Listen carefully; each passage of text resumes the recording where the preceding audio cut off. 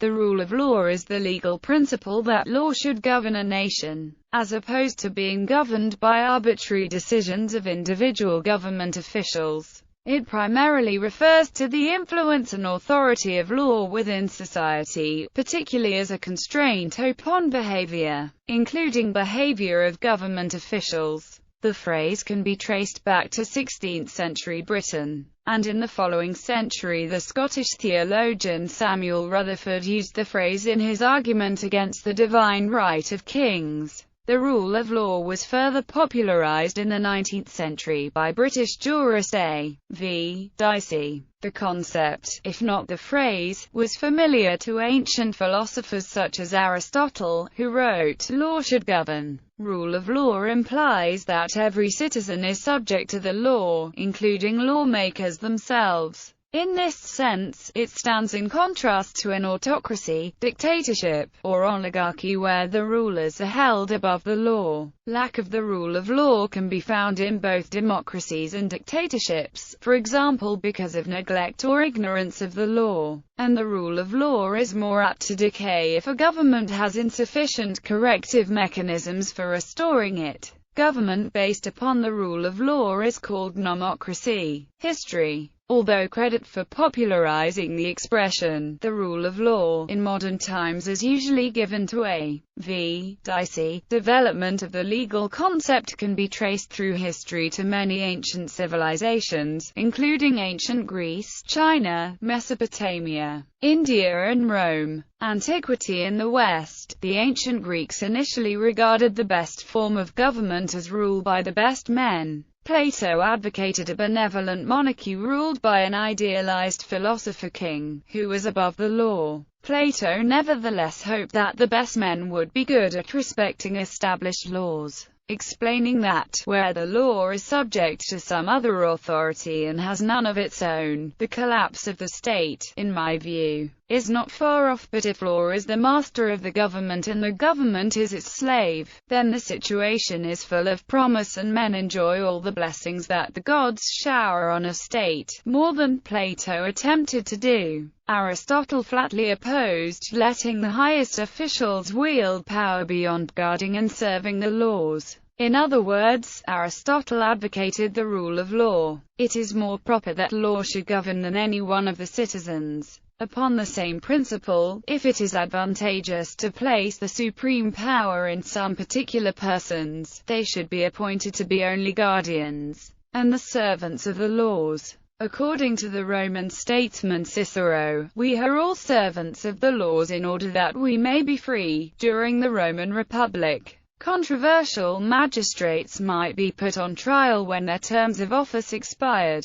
Under the Roman Empire, the sovereign was personally immune, but those with grievances could sue the treasury. In China, members of the school of legalism during the 3rd century BC argued for using law as a tool of governance. But they promoted rule by law, as opposed to rule of law, meaning that they placed the aristocrats and emperor above the law. In contrast, the Huang Lao school of Daoism rejected legal positivism in favor of a natural law that even the ruler would be subject to. There has recently been an effort to re-evaluate the influence of the Bible on Western constitutional law. In the Old Testament, there was some language in Deuteronomy imposing restrictions on the Jewish king, regarding such things as how many wives he could have, and how many horses he could own for his personal use. According to Professor Bernard M. Levinson, this legislation was so utopian in its own time that it seems never to have been implemented. The Deuteronomic social vision may have influenced opponents of the divine right of kings, including Bishop John Ponnet in 16th century England. Middle Ages in Islamic jurisprudence. Rule of law was formulated in the 7th century, so that no official could claim to be above the law, not even the caliph. However, this was not a reference to secular law, but to Islamic religious law in the form of Sharia law. In 1215, Archbishop Stephen Langton gathered the barons in England and forced King John and future sovereigns and magistrates back under the rule of law, preserving ancient liberties by Magna Carta in return for exacting taxes. This foundation for constitution was carried into the Constitution of the United States. Early modern period. The first known use of this English phrase occurred around 1500 AD. Another early example of the phrase, rule of law, is found in a petition to James I of England in 1610, from the House of Commons.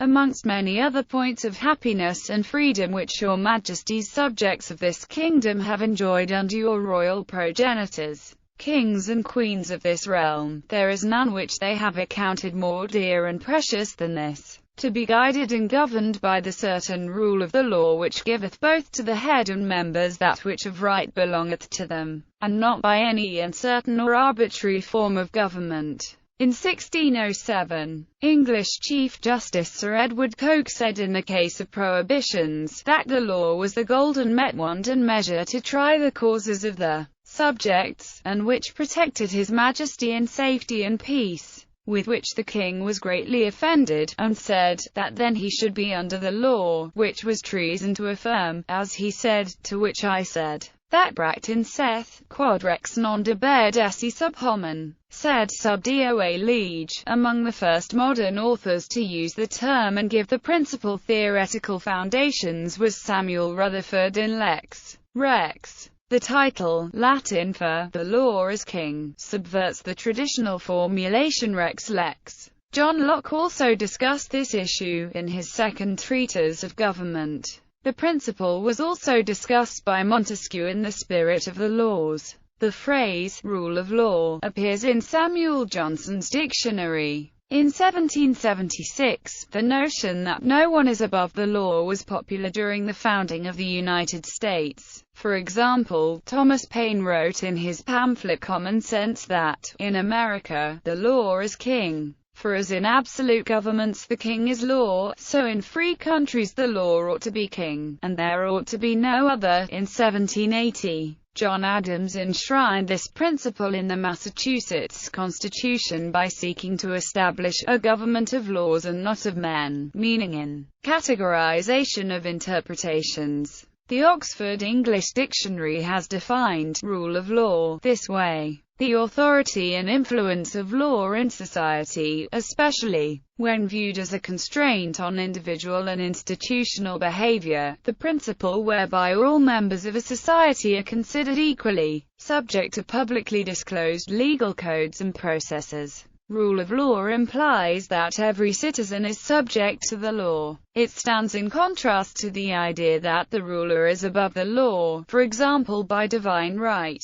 Despite wide use by politicians, judges and academics, the rule of law has been described as an exceedingly elusive notion. Among modern legal theorists, one finds that at least two principal conceptions of the rule of law can be identified: a formalist or thin definition, and a substantive or thick definition. One occasionally encounters a third, functional conception. Formalist definitions of the rule of law do not make a judgment about the justness of law itself, but define specific procedural attributes that a legal framework must have in order to be in compliance with the rule of law. Substantive conceptions of the rule of law go beyond this and include certain substantive rights that are said to be based on, or derived from, the rule of law. Most legal theorists believe that the rule of law has purely formal characteristics, meaning that the law must be publicly declared, with prospective application, and possess the characteristics of generality, equality, and certainty. But there are no requirements with regard to the content of the law. Others, including a few legal theorists, believe that the rule of law necessarily entails protection of individual rights. Within legal theory, these two approaches to the rule of law are seen as the two basic alternatives, respectively labeled the formal and substantive approaches. Still, there are other views as well. Some believe that democracy is a part of the rule of law. The formal interpretation is more widespread than the substantive interpretation. Formalists hold that the law must be prospective, well-known, and have characteristics of generality, equality, and certainty. Other than that, the formal view contains no requirements as to the content of the law. This formal approach allows laws that protect democracy and individual rights, but recognizes the existence of rule of law in countries that do not necessarily have such laws protecting democracy or individual rights.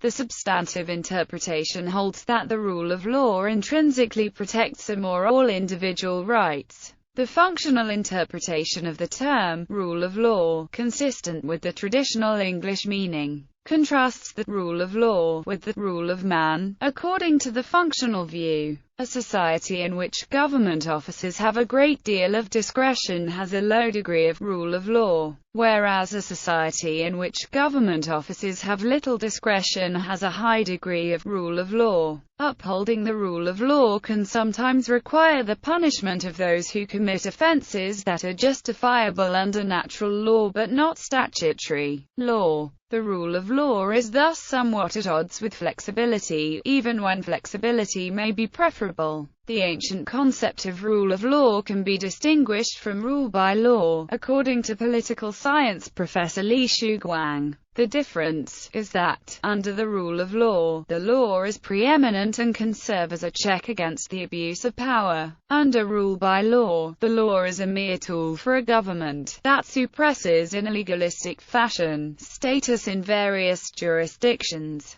The rule of law has been considered as one of the key dimensions that determine the quality and good governance of a country. Research, like the Worldwide Governance Indicators, defines the rule of law as the extent to which agents have confidence and abide by the rules of society, and in particular the quality of contract enforcement. The police and the courts, as well as the likelihood of crime or violence. Based on this definition, the Worldwide Governance Indicators Project has developed aggregate measurements for the rule of law in more than 200 countries, as seen in the map below. A government based on the rule of law can be called a nomocracy, from the Greek nomos and kratos. Europe. The preamble of the European Convention for the Protection of Human Rights and Fundamental Freedoms says, the governments of European countries which are like-minded and have a common heritage of political traditions, ideals, freedom and the rule of law.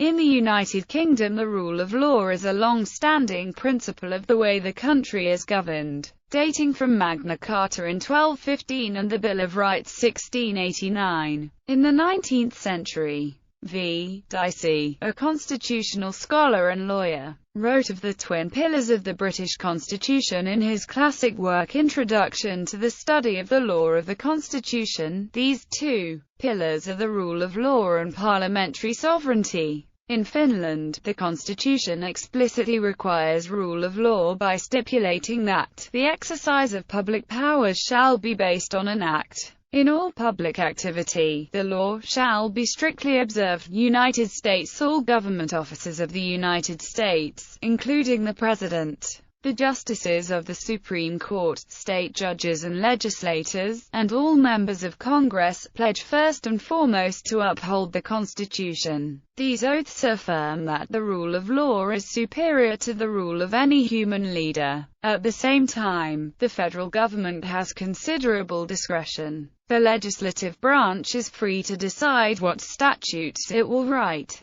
as long as it stays within its enumerated powers and respects the constitutionally protected rights of individuals. Likewise, the judicial branch has a degree of judicial discretion, and the executive branch also has various discretionary powers including prosecutorial discretion. Scholars continue to debate whether the U.S. Constitution adopted a particular interpretation of the rule of law, and if so, which one. For example, John Harrison asserts that the word law in the Constitution is simply defined as that which is legally binding, rather than being defined by formal or substantive criteria, and therefore judges do not have discretion to decide that laws fail to satisfy such unwritten and vague criteria. Law professor Frederick disagrees, writing that Cicero, Augustine, Thomas Aquinas, and the framers of the U.S. Constitution believed that an unjust law was not really a law at all. Some modern scholars contend that the rule of law has been corroded during the past century by the instrumental view of law promoted by legal realists such as Oliver Wendell Holmes and Roscoe Pound.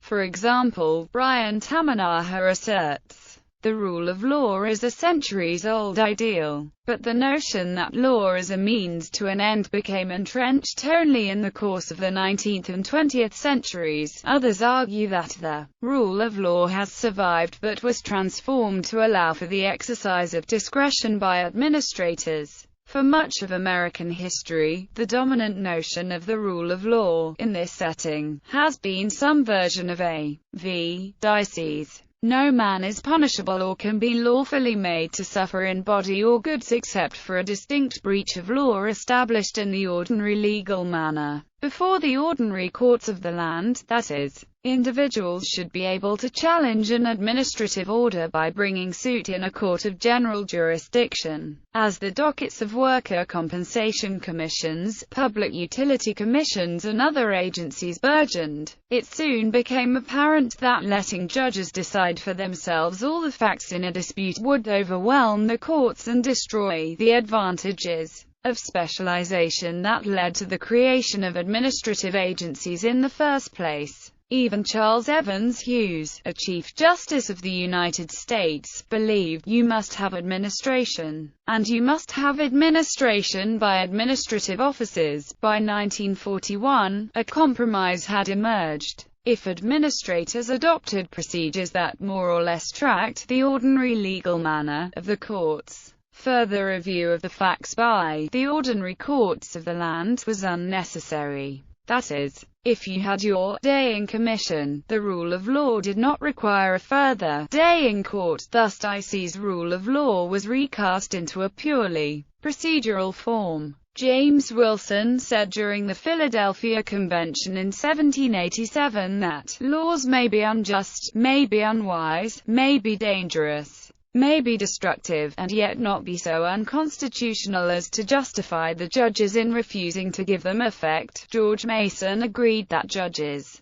could declare an unconstitutional law void, but with regard to every law, however unjust, oppressive or pernicious, which did not come plainly under this description, they would be under the necessity as judges to give it a free course. Chief Justice John Marshall took a similar position in 1827. When its existence as law is denied, that existence cannot be proved by showing what are the qualities of a law. East Asian cultures are influenced by two schools of thought. Confucianism, which advocated good governance is ruled by leaders who are benevolent and virtuous, and legalism, which advocated strict adherence to law. The influence of one school of thought over the other has varied throughout the centuries. One study indicates that throughout East Asia, only South Korea, Singapore, Japan, Taiwan and Hong Kong have societies that are robustly committed to a law-bound state.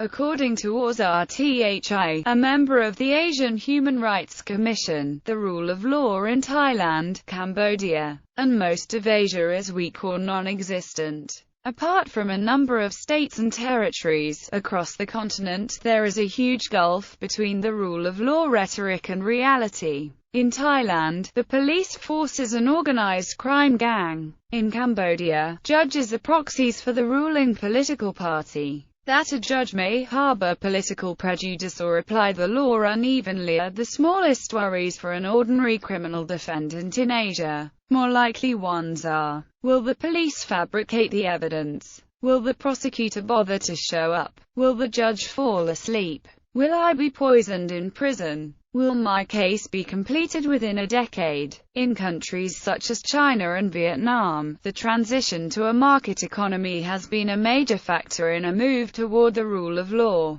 Because a rule of law is important to foreign investors and to economic development, It remains unclear whether the rule of law in countries like China and Vietnam will be limited to commercial matters or will spill into other areas as well, and if so, whether that spillover will enhance prospects for related values such as democracy and human rights. The rule of law in China has been widely discussed and debated by both legal scholars and politicians in China. In Thailand, a kingdom that has had a constitution since the initial attempt to overthrow the absolute monarchy system in 1932, the rule of law has been more of a principle than actual practice. Ancient prejudices and political bias have been present in the three branches of government with each of their foundings, and justice has been processed formally according to the law but in fact more closely aligned with royalist principles that are still advocated in the 21st century. In November 2013, Thailand faced still further threats to the rule of law when the executive branch rejected a Supreme Court decision over how to select senators.